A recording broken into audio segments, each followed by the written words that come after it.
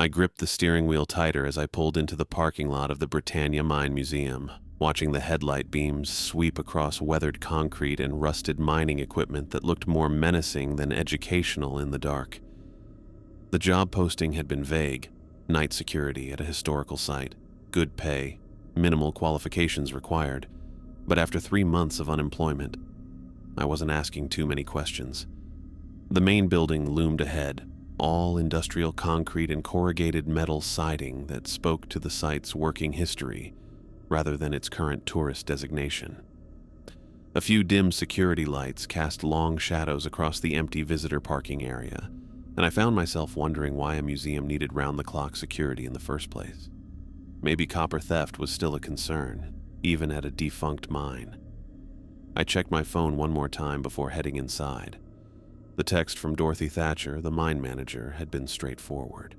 Report to main entrance at 11 p.m. Ask for Dorothy. No mention of uniforms, equipment, or really any details about what the job would involve beyond ensuring facility security during overnight hours. The front doors were unlocked, opening into a lobby that managed to feel both like a museum gift shop and a mining office from the 1970s. Display cases lined the walls, filled with chunks of ore and old photographs of miners covered in dirt and sweat. The lighting was too bright after the parking lot, making me squint as I approached a reception desk where a woman in her early 50s sat reviewing paperwork. Daniel Kelly? She looked up from her documents, and I caught my first glimpse of Dorothy Thatcher. Steel gray hair pulled back severely, wire-rimmed glasses, and the kind of sharp blue eyes that suggested she missed very little. Her handshake was firm, professional, but I noticed her glance flick toward a bank of security monitors built into the wall behind her desk. "Welcome to Britannia. I'm Dorothy. We spoke on the phone." She gestured toward a chair, but remained standing herself. "Before we get started, I need to confirm a few things about your background check." I settled into the chair, trying to project competence despite feeling underdressed in my dark jeans and flannel shirt. "Everything came back clean, I assume? No criminal history, no outstanding debts, emergency contact listed as your sister in Boston." She flipped through what I assumed was my personnel file. "You've worked security before, shopping malls, office buildings, a few construction sites, but never anything quite like this." The way she said, "like this," made me pause. Is there something specific I should know about the position? Dorothy's expression didn't change, but I caught her adjusting her glasses, a small gesture that somehow felt significant. "The mine has been closed to active mining since 1974, but the tunnels and equipment require constant monitoring. We've converted the upper levels into educational exhibits, but the deeper sections remain restricted for safety reasons." That made sense, though something about her tone suggested there was more to it. "And the overnight shift involves patrol routes through the accessible areas, equipment checks, monitoring environmental systems." She closed my file and set it aside. "Drake Yarrow, our night supervisor, will handle your training. He's been with us for 7 years and knows the facility better than anyone." Before I could ask more questions, the sound of heavy footsteps echoed from a hallway leading deeper into the building. A man emerged from the shadows, and I immediately understood why Dorothy had described him as the supervisor. Drake Yarrow was built like someone who'd spent decades in hard physical labor: broad shoulders, calloused hands, graying beard that matched his practical work clothes, but his eyes carried a wariness that seemed disproportionate to introducing a new employee. "This is Daniel." Dorothy's introduction was brief, almost perfunctory. "Drake, I'll leave him in your hands for the orientation." Drake nodded, but his attention was already focused on me with an intensity that made me straightforward uncomfortable. "You done security work in mines before?" "No, but I've worked industrial sites, warehouses, construction. This isn't like those." His interruption was sharp, definitive. "Come on. We'll start with the main tunnels." Dorothy returned to her paperwork without another word, and I found myself following Drake toward a service elevator that looked original to the mine's working days. The floor indicator showed levels going down much deeper than I'd expected for a tourist attraction. Few things you need to understand right away, Drake said as the elevator descended. This isn't a job where you improvise or make judgment calls. Everything we do follows specific protocols, and those protocols exist for reasons. The elevator lurched slightly as it reached the first sub-level, and Drake pulled open the gate to reveal a tunnel that stretched beyond the reach of the overhead lighting. The air was cooler here, carrying the mineral smell of old rock and something else I couldn't identify. Main tunnels are marked with reflective tape along the walls. He pointed to strips of silver tape that caught the beam of his heavy-duty flashlight. You stay on these paths. No exceptions, no shortcuts, no exploring. I followed him into the tunnel, noting how our footsteps created different echoes depending on the width of the passage. The walls showed tool marks from decades of mining, and occasionally we passed alcoves that housed old equipment or interpretive displays for the museum tours. First rule, Drake continued, his voice carrying an odd formality: no food or drinks below ground, not even water. You eat before your shift or after, never during. Health and safety regulation? Something like that. He didn't elaborate, leading me around a corner where the tunnel branched in 3 directions. Second rule, stay on the marked paths. I mentioned that already, but it's important enough to repeat. The center tunnel had reflective tape leading into the darkness, while the left and right branches were blocked by yellow caution tape and signs reading, "Authorized personnel only." I assumed these led to unstable areas or contained hazardous materials. Third rule, Drake's voice had gotten quieter, more serious. If you hear a little girl calling for help, ignore it completely. Don't respond, don't investigate, don't acknowledge it in any way. I stopped walking. I'm sorry, what? You heard me correctly. Drake turned to face me, his expression unreadable in the flashlight beam. Little girl's voice, crying, asking for help. Ignore it. The specificity was unsettling, and I found myself trying to process what kind of safety protocol would involve ignoring a child in distress. Is this about trespassers? Kids breaking in? Fourth rule, never look directly at the minor statues. The bronze ones in the gallery section. Keep your eyes on the floor when you pass through that area. This was getting ridiculous. Drake, what kind of museum has rules about not looking at the exhibits? He continued walking without answering, leading me deeper into the tunnel system. Fifth rule, if you see any tunnel that's illuminated when it shouldn't be, avoid it completely. Radio Uma immediately and wait for instructions. I tried to catch up with his pace, my mind spinning with questions that seemed to have no reasonable answers. Who's Uma? Security technician, monitors the surveillance systems from the main office. We reached another junction, this one opening into a larger chamber where I could see the bronze statues Drake had mentioned. Come on, I'll introduce you. The gallery was impressive. Life-sized bronze figures of miners in various poses, pickaxes raised, pushing ore carts, examining rocks in their hands. The craftsmanship was detailed enough to show the exhaustion in their faces, the wear patterns on their clothes.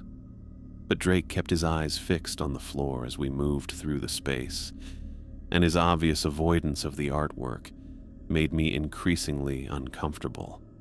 A woman's voice crackled through a radio clipped to Drake's belt. "Everything okay down there?" "Bringing Daniel around for introductions," Drake responded.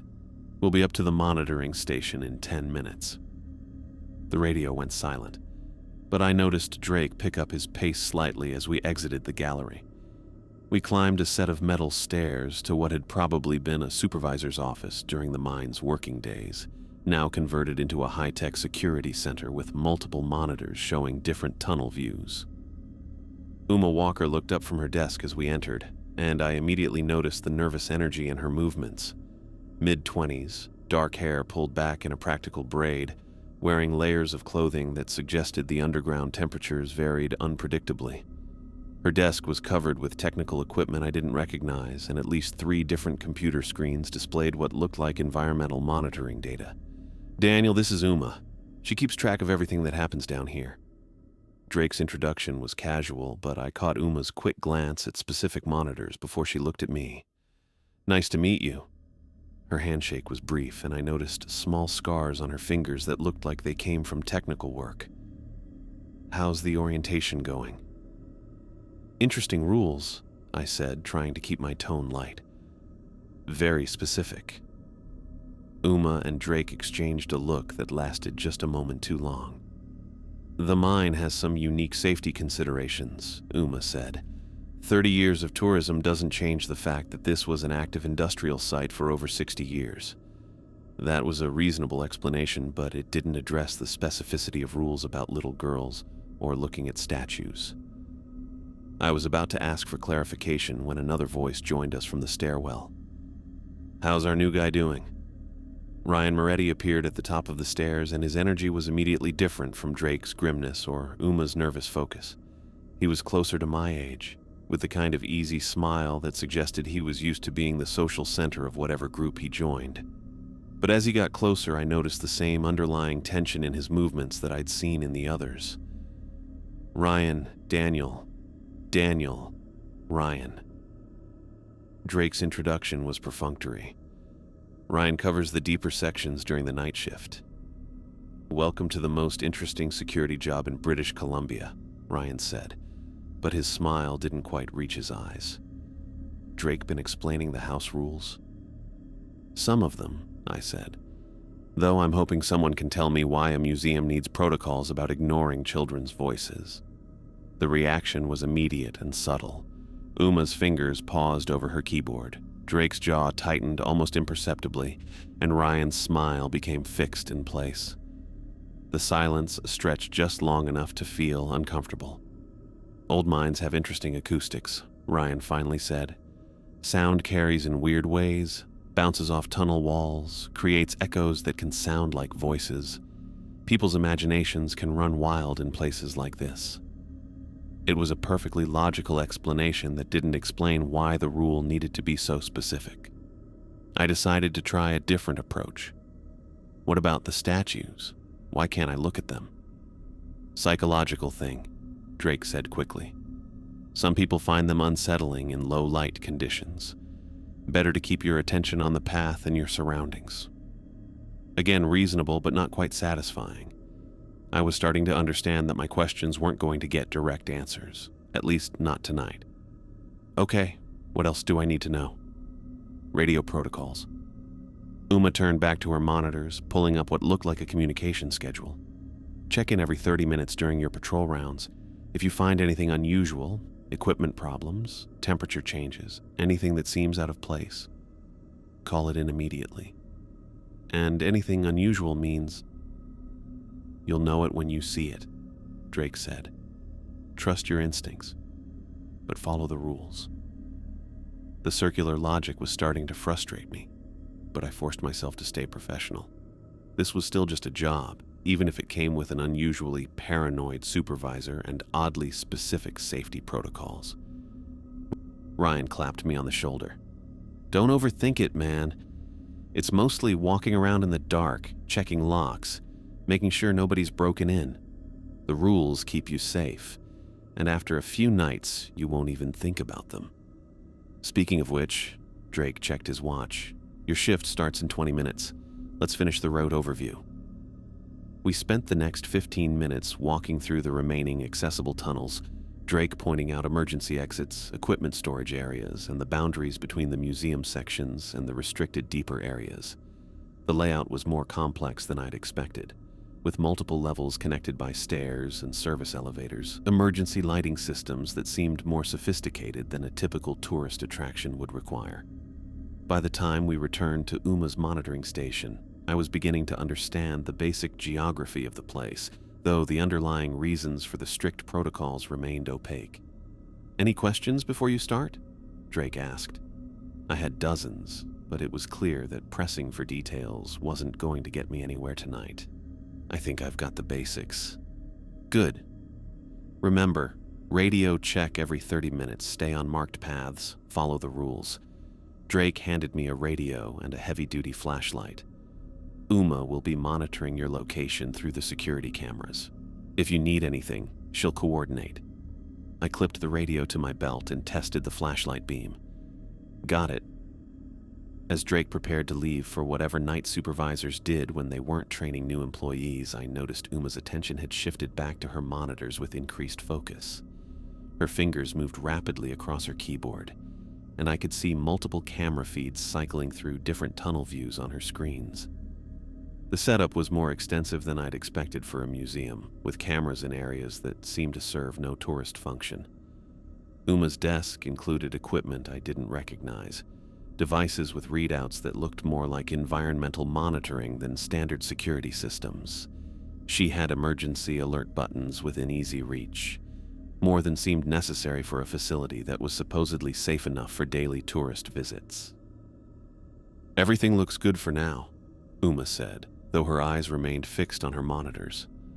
"But I'll be keeping a close eye on the feeds tonight." The way she said it made me wonder what exactly she was watching for, and why my first night would require closer monitoring than usual. I was starting to understand that this job involved more than what I'd been told during the hiring process, though I still had no idea what that might be. As I prepared to begin my first patrol, I caught Uma checking her emergency alert buttons one more time, her fingers hovering over them like she expected to need them before the night was over. The weight of the radio on my belt felt heavier than it should have as I made my way down the first marked tunnel, following the reflective tape that caught my flashlight beam in regular intervals. The underground quiet was different from anything I'd experienced. Not just the absence of sound, but something that seemed to absorb noise, making even my footsteps feel muffled and distant. I'd been walking for about 20 minutes when the checkpoint system started making sense. Small numbered plaques mounted on the tunnel walls corresponded to locations on the route map Uma had given me, and I found myself appreciating the methodical nature of the patrol structure. Call in location, confirm status, move to next checkpoint. Simple enough, even if the rules about avoiding certain areas still struck me as excessive.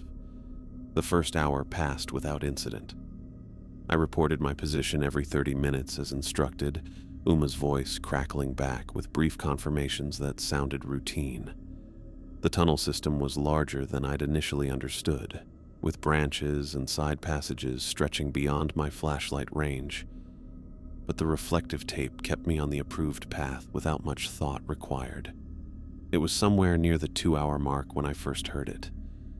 A soft sound, almost lost in the ambient silence, coming from one of the restricted side tunnels marked with yellow caution tape.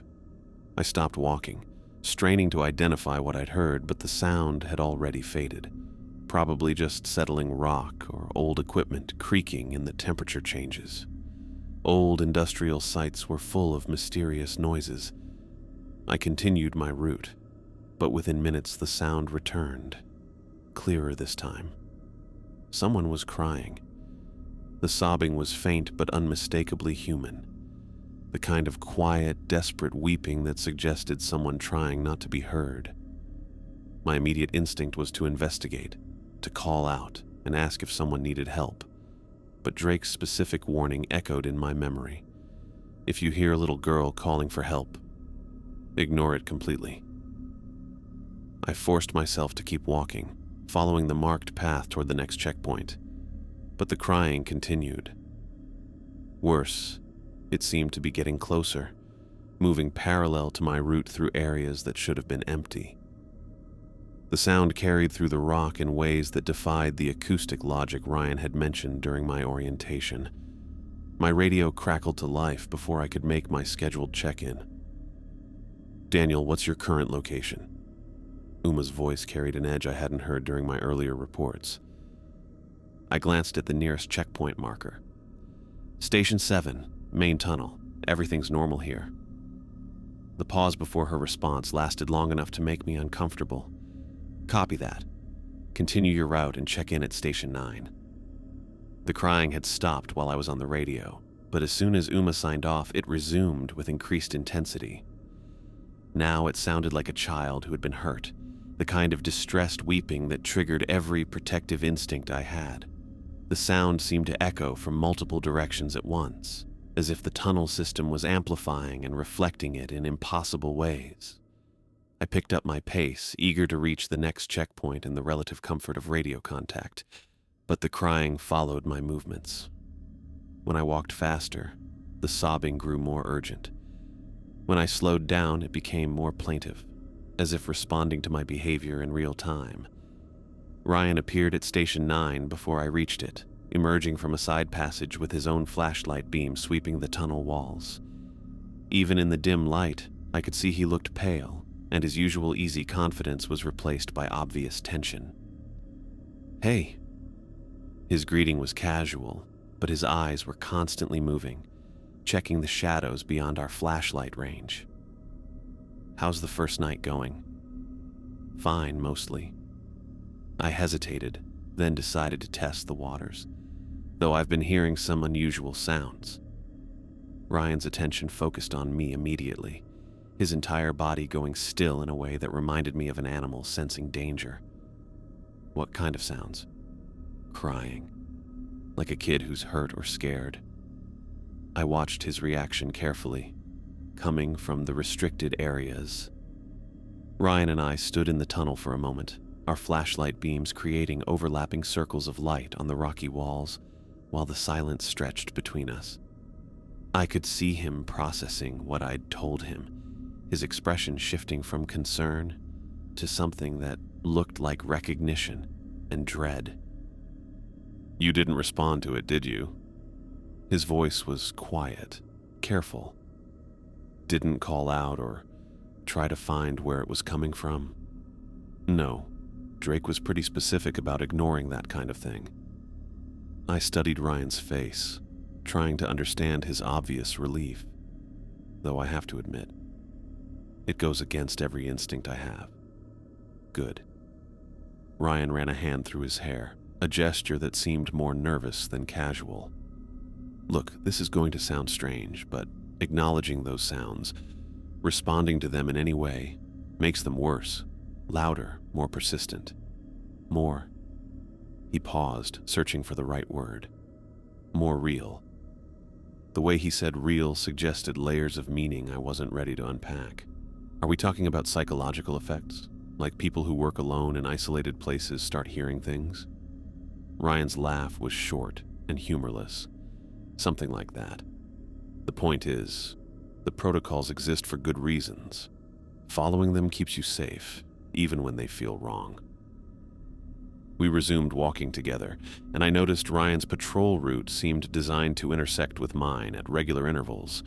His presence was reassuring, but it also raised questions about why new employees needed this level of supervision during what was supposedly routine security work. The statue gallery approached faster than I'd expected, marked by the gradual widening of the tunnel and the appearance of more sophisticated lighting fixtures.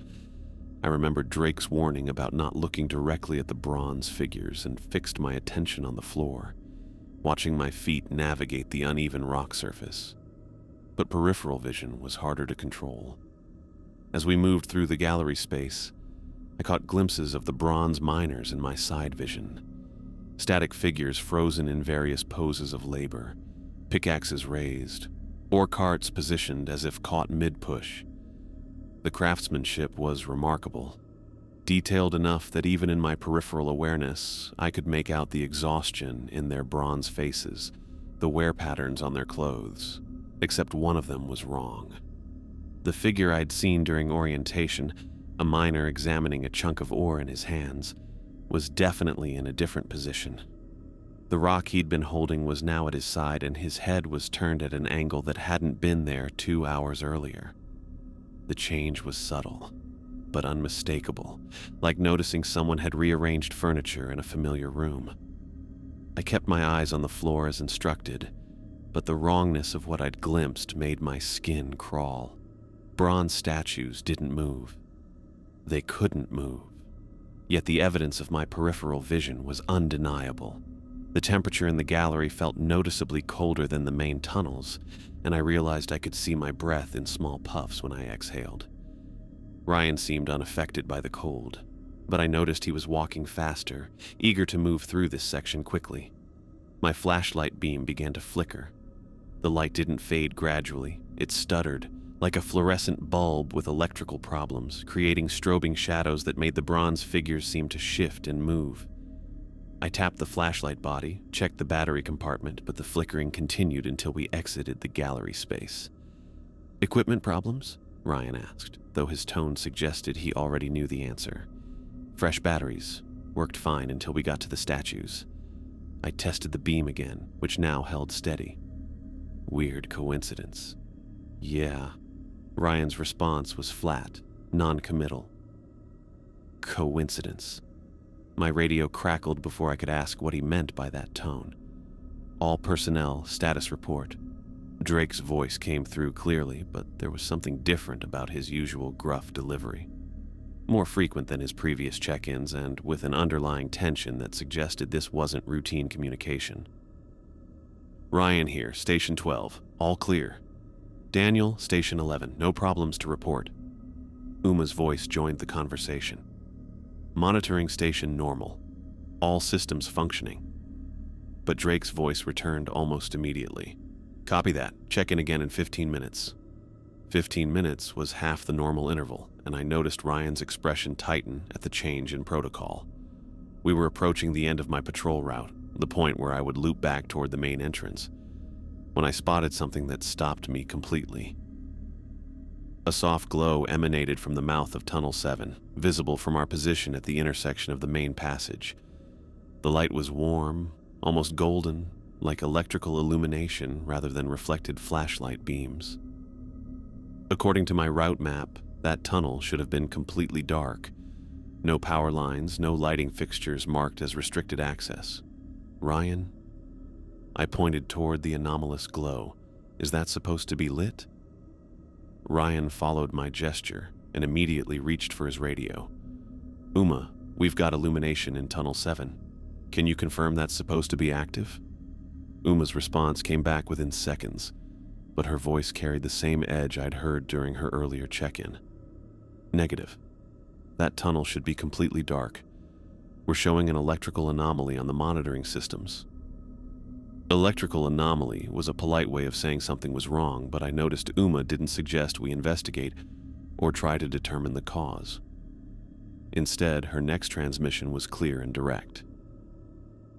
"Avoid that area completely until morning maintenance can investigate. Do not approach Tunnel 7 under any circumstances." Ryan nodded to himself as if this was exactly the response he'd expected. "Copy that. We're continuing standard patrol route."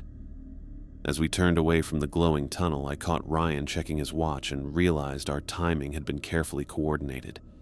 His appearance at Station 9, the route that brought us past the statue gallery together. Even this encounter with the unexplained light. None of it felt accidental. "Does this kind of thing happen often?" I asked as we walked back toward the main entrance. "Define this kind of thing." "Electrical problems, temperature changes, equipment malfunctions, all in one night." Ryan was quiet for several steps, his flashlight beam sweeping methodically across the tunnel walls. "Let's just say your first night has been more eventful than average." The crying had stopped at some point during our walk through the statue gallery, but I realized I'd been unconsciously listening for it to resume. The silence felt different now, not peaceful, but expectant, as if the tunnels were waiting for something to happen. As we reached the service elevator that would take us back to the main level, Ryan turned to face me directly. His expression was serious, more intense than the casual friendliness he'd shown during orientation. "Daniel, I need you to understand something. The rules aren't suggestions, and they're not based on normal safety concerns." He paused, seeming to choose his words carefully. "What you experienced tonight, the sounds, the temperature changes, the statue position, the light in Tunnel 7, that's not equipment failure or psychological stress." The way he said it made clear he meant something specific, something that conventional explanations couldn't cover. I found myself nodding, though I wasn't sure I was ready to accept whatever he was implying. "Then what is it?" "Something you'll need to decide whether you can handle," Ryan said as the elevator arrived. Because if you can't, it's better to know now than after you're already in too deep. My watch showed 3:15 a.m. when the soft crying from earlier began changing into something that made my stomach clench with recognition. No longer just the distant sobbing I'd been hearing intermittently. This was a child's voice, clear and desperate, calling out from somewhere in the restricted East Wing. "Hello? Is somebody there? I'm lost and I can't find my way out." The voice was small, frightened, exactly the kind of distress call that would send any reasonable person running toward the sound without hesitation. My grip tightened on the radio until my knuckles went white. Drake's specific warning echoing in my memory like a mantra. Ignore it completely. Don't respond, don't investigate, don't acknowledge it in any way. But every instinct I had was screaming at me to help. "Please, I'm hurt, and it's so dark down here. I can hear you walking around. Why won't you answer me?" The plea was coming from beyond the yellow caution tape that blocked access to the East Wing tunnels, carried through the rock with impossible clarity. I forced myself to continue my patrol route, following the reflective tape markers, but my steps felt mechanical and wrong. What kind of person ignores a child asking for help? My radio crackled with sudden urgency, Uma's voice cutting through the silence with an edge of panic I hadn't heard before. "Daniel, what's your current position? I need your exact location right now." I checked the nearest checkpoint marker, grateful for something concrete to focus on. "Station 14, approaching the intersection with the East Wing access. Do not approach that area. I repeat, do not go near the East Wing." Uma's transmission was rapid, breathless. "Our cameras are showing nothing in that section, but we're detecting anomalies." The child's voice grew more distressed, as if she could hear Uma's warning through my radio. "Who are you talking to? Please help me. I think something's wrong with my leg. I fell down and now I can't walk." My feet had stopped moving without my conscious decision, and I found myself turned toward the caution tape blocking the East Wing entrance. Every protective instinct I'd developed over 29 years was telling me to tear down that tape and find whoever was trapped back there. Heavy footsteps echoed from the main tunnel behind me, moving fast. Ryan appeared around the corner at a pace somewhere between a jog and a run, his flashlight beam wild and unfocused. Even in the dim light, I could see his face was pale, and his usual easy confidence had been replaced by something close to terror. "Daniel." His voice was tight, controlled, but I caught the tremor underneath. "Step away from that area. Now." "There's a kid back there, Ryan. She says she's hurt." "No, there isn't." Ryan reached my position and grabbed my arm, physically pulling me back from the caution tape. "There's nothing back there except..." He stopped himself, shaking his head. It appeared on my shift last week. The voice, the crying, all of it. Nearly got Stevens to cross into the restricted area before Drake found him. Ryan's hands were shaking as he spoke, and I noticed sweat beading on his forehead despite the cool, underground temperature. "Stevens, previous night security. Quit the next day." Ryan's laugh was bitter, humorless. Said he couldn't handle the psychological pressure of the job. The child's voice had gone quiet during our conversation, but as soon as Ryan finished speaking, it resumed with increased desperation. "I can hear two people now. Please don't leave me here alone. I'm really scared, and my mom doesn't know where I am." My throat tightened at the raw fear in the voice, but Ryan's grip on my arm remained firm. It knows we're here. It can hear us talking. It? Before Ryan could answer, small footsteps began echoing from multiple directions at once. Not just from the East Wing, but from side passages and branch tunnels that should have been empty. The sound was light, quick, like a child running through the tunnels, but somehow coming from everywhere and nowhere simultaneously. Ryan reached behind a utility panel I hadn't noticed before, his fingers fumbling with what looked like a hidden switch. His hands were trembling so badly he could barely manipulate the mechanism, and when he finally activated it, a soft alarm tone sounded somewhere in the distance. "Uma, we've got a code yellow at Station 14. Ryan spoke into his radio, his voice cracking slightly. "The entity is active and tracking us." Uma's response was immediate, but her voice carried a tightness that suggested she was fighting to maintain professional calm. "Copy that. I'm showing movement on cameras that shouldn't be functioning in your area. That's impossible. We cut power to those systems months ago." The footsteps were getting closer, moving with increasing speed through the tunnel system.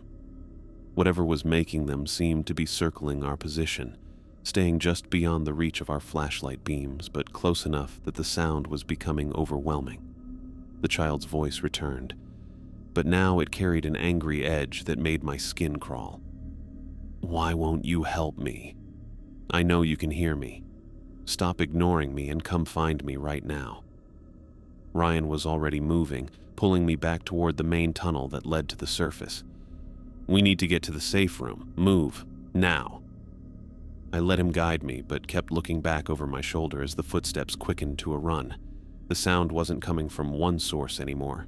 It was multiple sets of feet, running parallel to our route through passages that weren't supposed to exist. "What safe room?" "Emergency shelter near the main entrance. Reinforced door, separate communication system." Ryan's pace was increasing with each step. Designed for situations like this. Drake appeared at the junction ahead of us before we reached it, emerging from a side tunnel with his own flashlight beam sweeping frantically across the walls. His usual gruff demeanor had been replaced by something I'd never seen from him before. Genuine, unfiltered fear. "How bad?" Drake's question was directed at Ryan, but his eyes kept darting to the shadows behind us. "Worse than last week. It's following us. And Uma says the dead cameras are showing movement." Drake's face went pale in the flashlight beam. "That's new. The electronics have never responded to it before." The child's voice erupted from all around us, no longer pleading but furious, inhuman in its intensity. "Stop running from me. I just want to play." The transformation in the voice was so complete, so wrong, that all three of us broke into a run without discussion.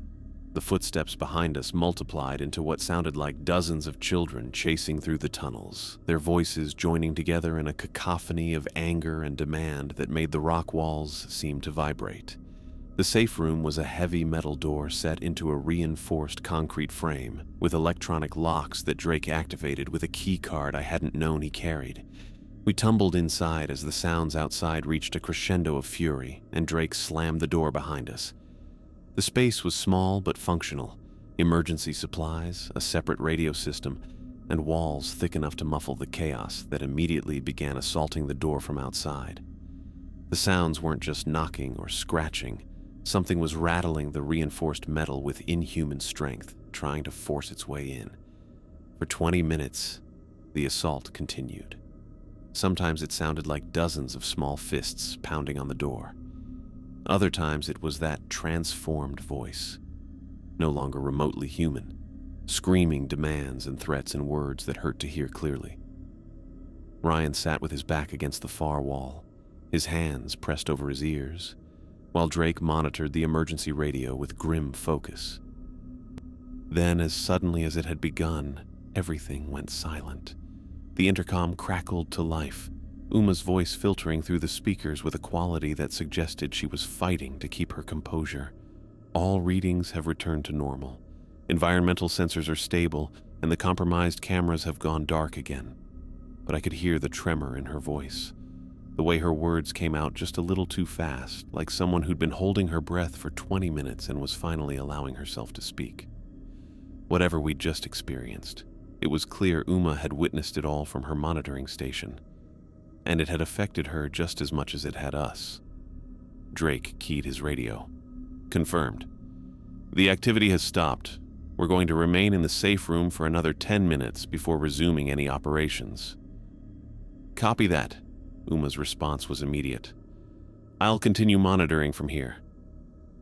In the sudden quiet of the safe room, I found myself staring at Ryan and Drake, trying to process what had just happened.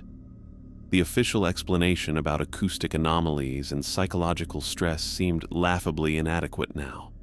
Whatever we'd encountered wasn't equipment failure or imagination. It was something that had responded to our presence, followed our movements, and demonstrated capabilities that no conventional explanation could cover. Drake was watching me carefully, his expression unreadable in the emergency lighting. Still think this is just a normal security job? I opened my mouth to answer, then closed it again. Every rational part of my mind wanted to find a logical explanation, but the evidence was overwhelming.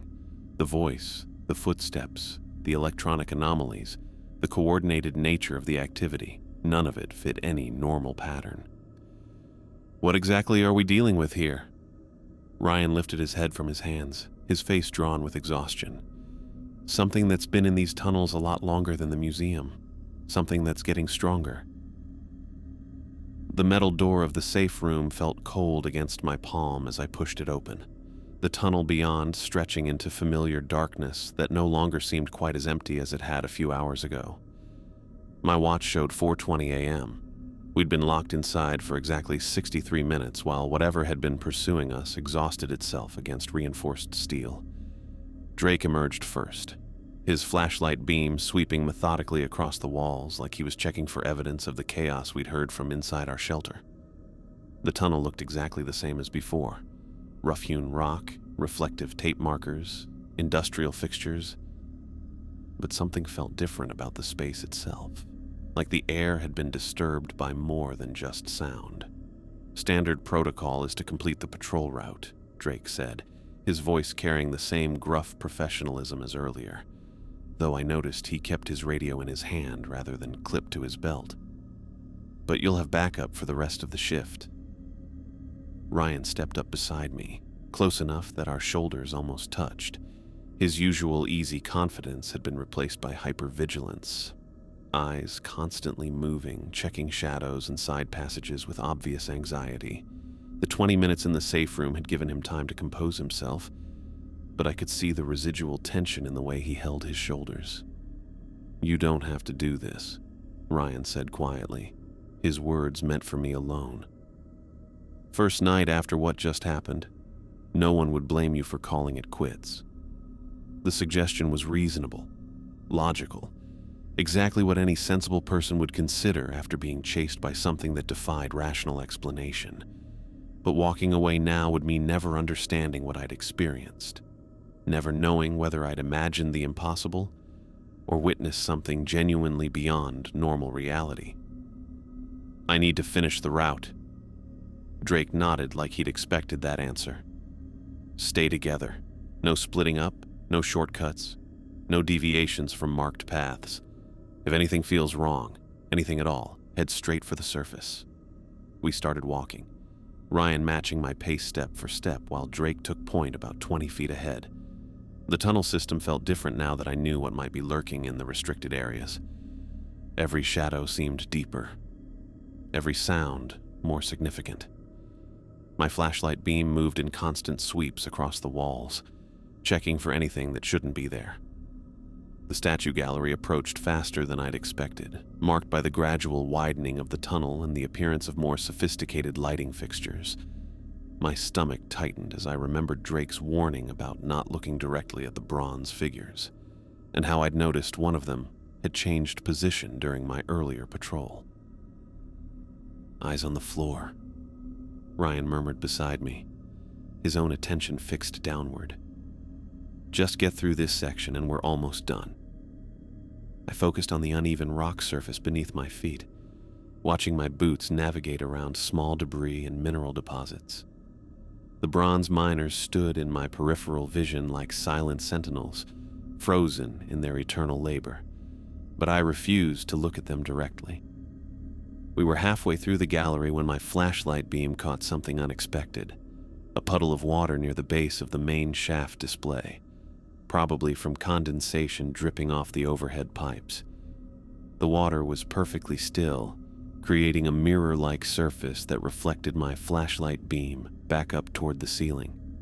And in that reflection, I saw the bronze miner's face looking directly at me.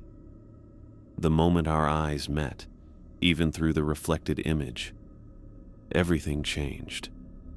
The statue's head began turning with a grinding sound like metal scraping against stone, its bronze features shifting from the exhausted expression of a tired worker into something malevolent and aware.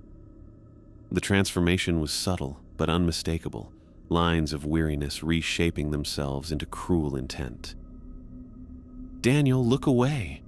Ryan's scream echoed through the gallery as he grabbed my arm, trying to pull me backward. "Don't look at it directly." But I couldn't stop watching as the bronze figure stepped down from its pedestal with mechanical precision, its metal feet striking the stone floor with sounds that reverberated through the tunnel walls. The grinding of bronze against rock was rhythmic, deliberate, like a machine built for one specific purpose. The statue began walking toward us.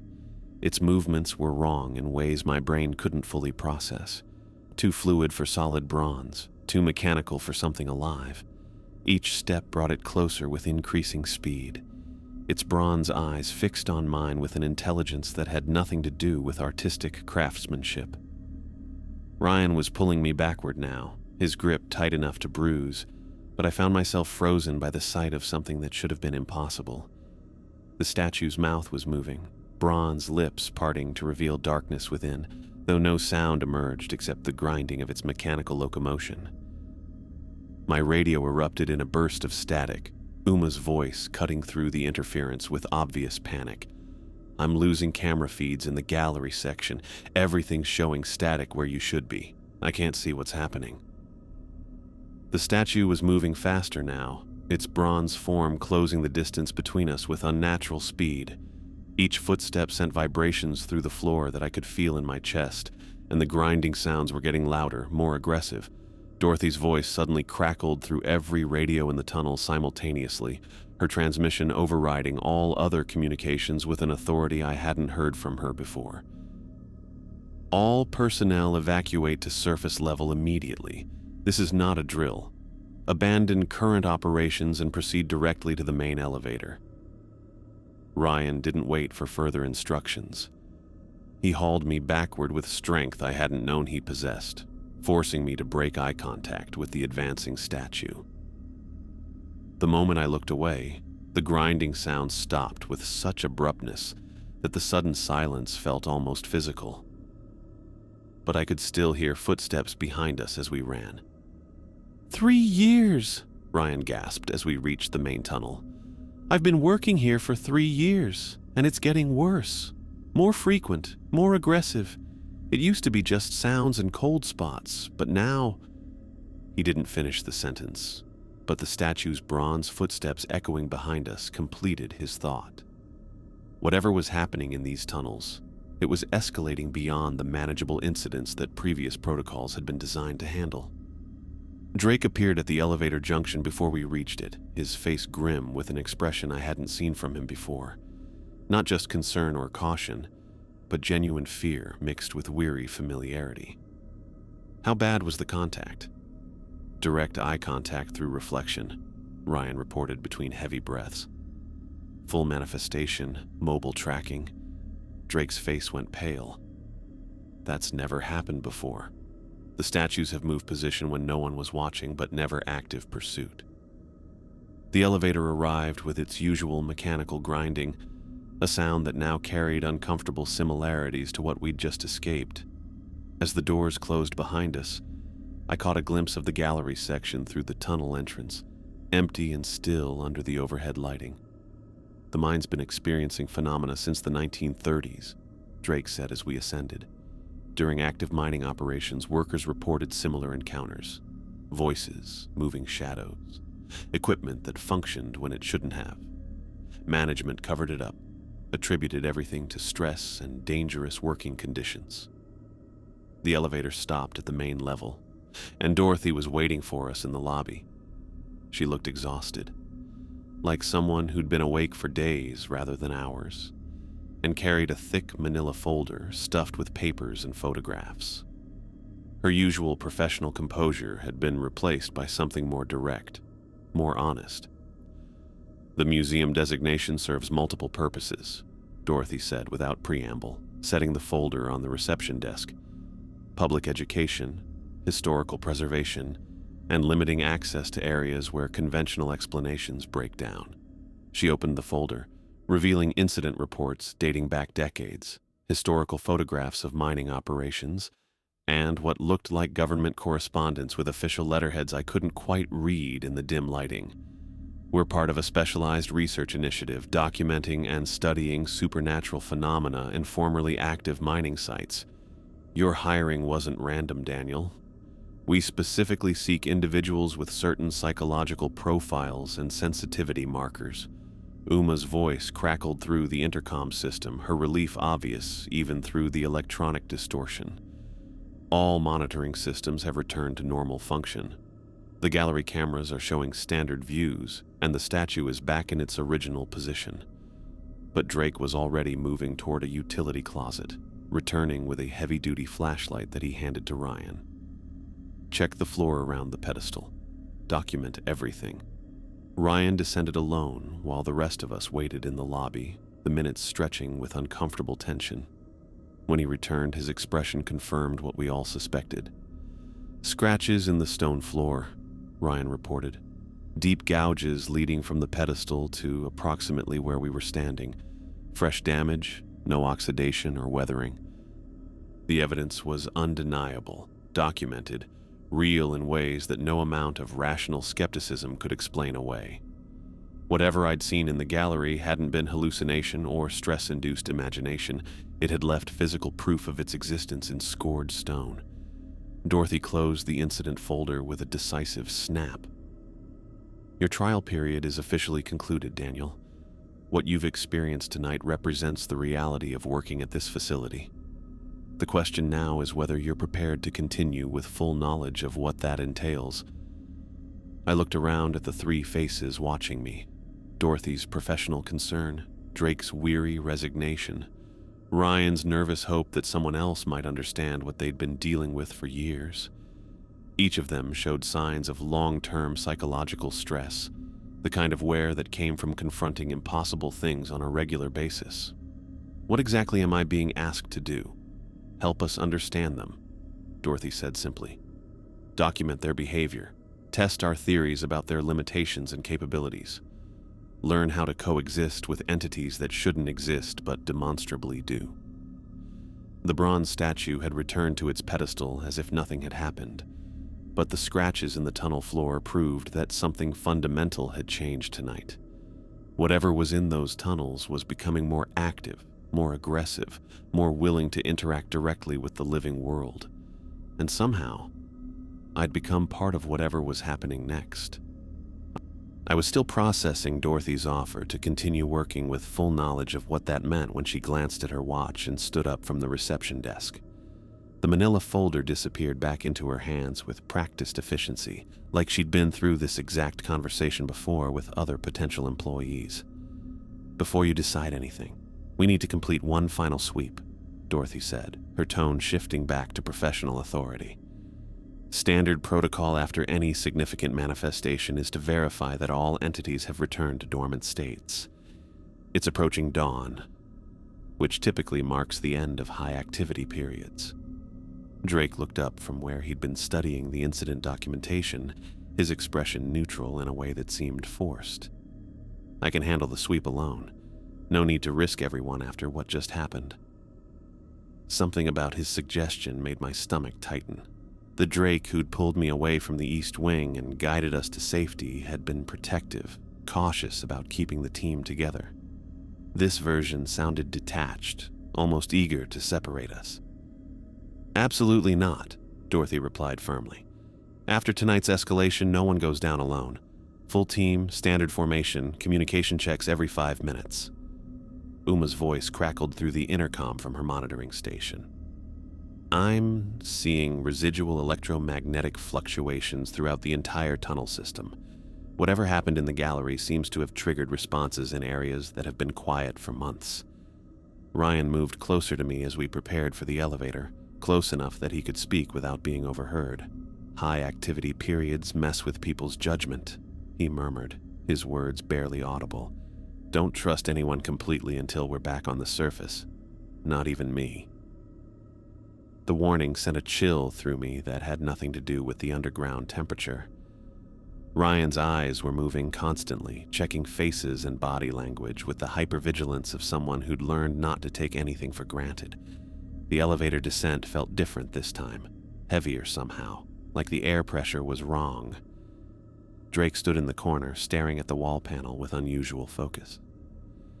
When Dorothy asked him about the sweep route, he responded without looking at her. "Deepest accessible first, work our way up. More efficient that way."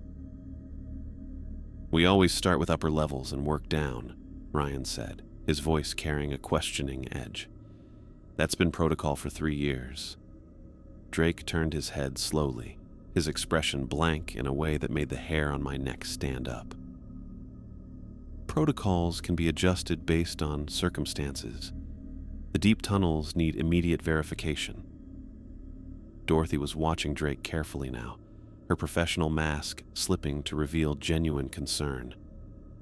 "Drake, what's your assessment of current threat levels?" "Minimal," Drake replied immediately, his voice flat and emotionless. "We should split into pairs to cover more ground efficiently. Daniel and I can take the restricted access areas while you handle the standard routes."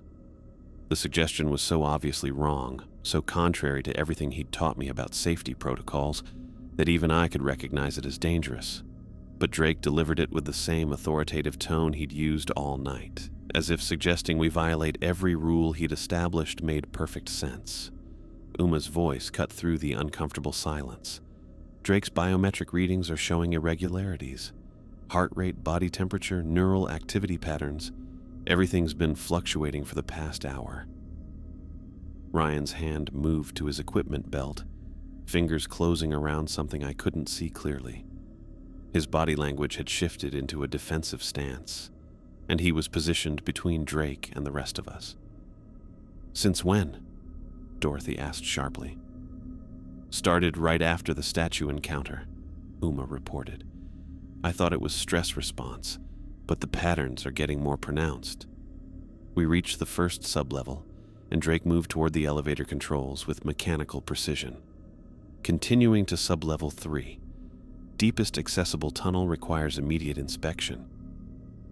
Sublevel 3 was marked on my route map as restricted access, requiring special authorization. I'd never been that deep, and based on Ryan's expression, neither had he recently. The elevator continued down past levels I'd known existed, into sections of the mine that felt older, more primitive. The tunnel at sublevel 3 stretched beyond our flashlight beams, carved from living rock with tools that predated modern mining equipment. The air smelled different here, mineral-rich and stagnant, like spaces that hadn't been disturbed for decades.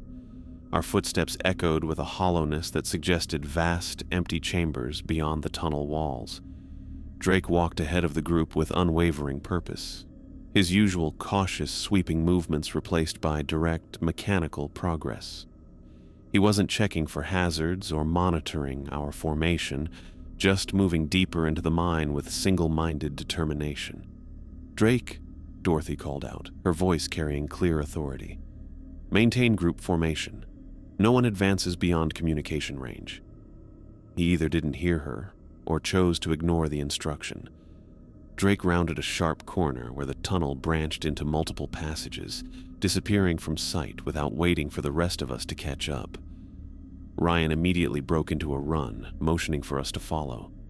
"That's not Drake anymore," he said over his shoulder. "That's the influence talking."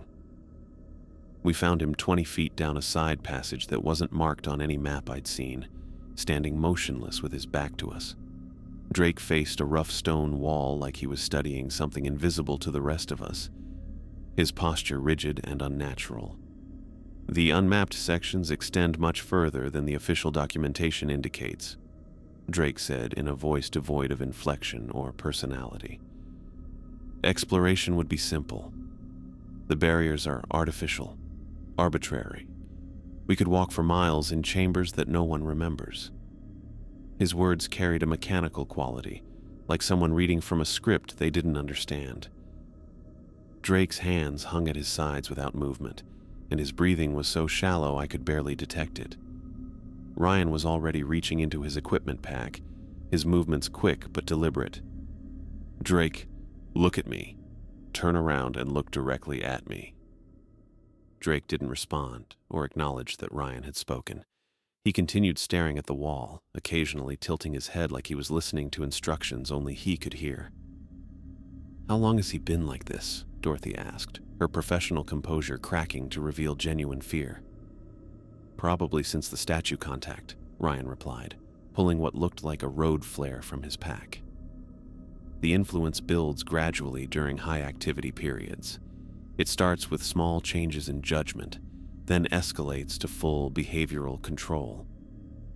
Ryan struck the flare against its cap, filling the tunnel with brilliant red light that hurt to look at directly. The chemical flame cast harsh shadows against the rock walls, creating stark contrasts that seemed to push back against the oppressive darkness. The effect on Drake was immediate and dramatic. He jerked backward like he'd been struck, his rigid posture collapsing into normal human movement. Drake spun around with obvious confusion, his eyes wild and unfocused as he tried to process where he was and how he'd gotten there. "What? Where are we?" Drake's voice carried his normal inflection again, rough and concerned. "Why are we in the restricted tunnels?" Uma's voice crackled through our radios with obvious relief. "Biometric readings are normalizing. Whatever was affecting him is dissipating." But looking at Drake's face in the flare light, I could see the terror creeping in as he realized he'd lost time, lost control, lost himself to something that had been wearing his body like a costume. His hands were shaking as he reached for his radio, and sweat beaded on his forehead despite the cool underground temperature. "How long?" Drake asked, his voice barely above a whisper. "At least an hour," Ryan answered honestly. "You were suggesting protocol violations, trying to split us up, leading us into unmapped areas." Drake's face went pale as the implications hit him. 7 years of experience, all the training and caution and protective instincts had been overridden by something that could manipulate his thoughts and actions without his awareness. The man who'd spent the night teaching me how to stay safe had become the primary threat to our safety. Dorothy keyed her radio with decisive authority. "All personnel return to surface level immediately. This operation is concluded." The walk back to the elevator felt longer than our descent, weighted by the knowledge that any one of us could become compromised without warning. Ryan kept the flare burning until we reached the main level, its harsh light creating a protective bubble that seemed to keep the tunnel shadows at their proper distance. In the lobby, Dorothy pulled me aside while Drake sat heavily in one of the visitor chairs, still processing his lost hour. Uma emerged from her monitoring station looking exhausted, carrying printouts of the biometric data that documented Drake's transformation. The sensitivity that allowed you to see the statue's movement, to trigger its manifestation, that makes you valuable for research purposes, Dorothy said quietly. But it also makes you extremely dangerous to employ long-term. Tonight proved that direct contact with the entities creates escalating risks for everyone involved. I watched Drake rubbing his temples, trying to remember actions he'd taken while under supernatural influence. Ryan stood nearby, his usual easy demeanor replaced by nervous energy that showed in constant small movements, adjusting his equipment, checking his radio, touching the flare still clipped to his belt. Uma was reviewing her surveillance data with obsessive focus, cycling through camera feeds and biometric readings with the kind of repetitive checking behavior that suggested anxiety disorder. Her fingers moved across the keyboard in patterns that looked automatic, unconscious, like habits developed over years of monitoring systems that couldn't be trusted completely. Even Dorothy showed signs of the psychological toll. She kept touching the manila folder containing incident reports, organizing and reorganizing the papers inside like a compulsive ritual. Her professional composure was intact, but I could see the nervous ticks around her eyes, the way she checked her watch every few minutes, even though the time wasn't relevant to anything happening. All three of them carried the marks of people who'd been living with stress that no normal job could create. Whatever research they were conducting, whatever purpose the museum served beyond public education, it was slowly destroying the people involved in ways that seemed impossible to avoid. "Your trial period is officially terminated," Dorothy continued. "I'm offering you a choice. Generous severance with a confidentiality agreement, or time to consider a permanent position with full knowledge of what that entails." Drake looked up from his chair, his eyes focusing on me with obvious difficulty. "You did good tonight, kid. Better than most. But this isn't work that anyone should have to do." The admission carried weight coming from someone who'd just lost an hour of his life to supernatural influence. Drake had been doing this job for 7 years, and tonight had proven that experience meant nothing when the entities decided to escalate their methods. I looked around the lobby one more time, at the mining photographs showing workers who'd dealt with similar phenomena decades ago, at the modern security equipment that Dorothy used to monitor impossible things, at 3 people who dedicated years of their lives to understanding forces that were slowly breaking them down. But underneath my logical assessment of the dangers, something else was stirring. The same compulsive curiosity that had driven me to investigate the crying child, to approach the bronze statue despite every instinct screaming warnings. Tonight had proven that the supernatural existed, that my childhood experience with moving shadows hadn't been imagination or delusion. Everything I'd spent years questioning, every doubt about my own sanity, had been validated in the most terrifying way possible. The smart choice was obvious. Take the money, walk away, find normal work that wouldn't risk my mind or my life. But standing in that lobby, surrounded by evidence of impossible things, I felt the familiar war between my desperate need for safety and the compulsive drive to understand mysteries that most people would never believe. "I need time to think about it," I said finally. "This is a lot to process." Dorothy nodded like she'd expected that answer. "Take a week. The severance offer remains available, but if you decide to continue, you'll need to understand that tonight was just the beginning. The entities respond to exposure. The more contact you have, the more interested they become." As we prepared to leave, Drake stood up slowly, his movements still uncertain. The man who'd confidently guided me through tunnel protocols just hours ago now seemed fragile, shaken by the knowledge that his own mind could be compromised without warning.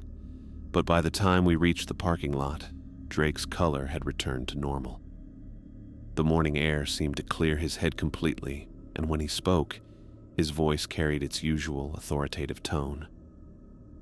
"Whatever you decide, Daniel, make sure you can live with it. This work changes you in ways you can't predict." I drove away from the Britannia Mine Museum as dawn light began filtering through the trees, leaving behind a job that had lasted exactly 1 shift, but opened questions that would take much longer to answer. In my rearview mirror, I watched Dorothy, Uma, Ryan, and Drake standing together in the parking lot, 4 people bound by shared knowledge of things that shouldn't exist, supporting each other through psychological damage that no amount of money could justify. The smart choice was to take the severance and find normal employment. But as I drove through the morning light, I couldn't stop thinking about the bronze statue's movement, about Drake's mechanical voice describing unmapped chambers, about the validation that everything I'd experienced as a child had been real. Some discoveries carried costs that exceeded their value. Some truths were dangerous enough to destroy the people who sought them. But some questions, once opened, became impossible to ignore. I had a week to decide whether my need for answers was worth the price of my sanity. The severance check would cover my expenses either way, giving me time to choose between safety and the kind of truth that most people were lucky enough never to encounter. I never called Dorothy that week to accept the severance package. The questions were too loud, The validation too important, and the compulsive curiosity too strong to ignore. Some truths were worth the isolation they brought, even when that isolation might be the only thing that kept you sane.